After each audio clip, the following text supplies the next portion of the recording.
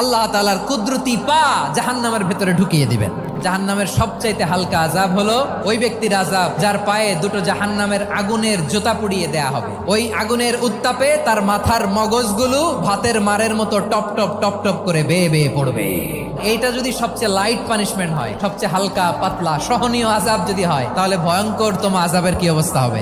জাহান্নামের অবস্থা এত ভয়ঙ্কর হবে, জাহান্নামের ভেতরে লক্ষ লক্ষ কোটি কোটি কাফির মুশরিককে দেওয়ার পরেও জাহান্নাম বলবে হালমিম মাজিদ, আরো আছে নাকি, আরো দাও, আমার ক্ষুধা নিবারণ হয় নাই।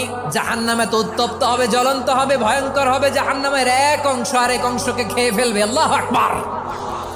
জাহান্নামের রক্ষী ফেরেশতারা কি করবে তারা নিজেরাও বুঝতে পারবে না। কোনো কিছুতেই যখন জাহান্নামকে শান্ত করা যায় না, আল্লাহ তাআলা তার কুদরতি পা জাহান্নামে ঢুকিয়ে দিবেন। দেওয়ার সাথে সাথে জাহান্নাম থেকে আওয়াজ আসবে, কাত বিইজ্জাতিকা ওয়া বিকারামিকা, আল্লাহ আপনার ইজ্জতের কসম, যথেষ্ট হয়েছে, আর লাগবে না। সুবহানাল্লাহ বলেন।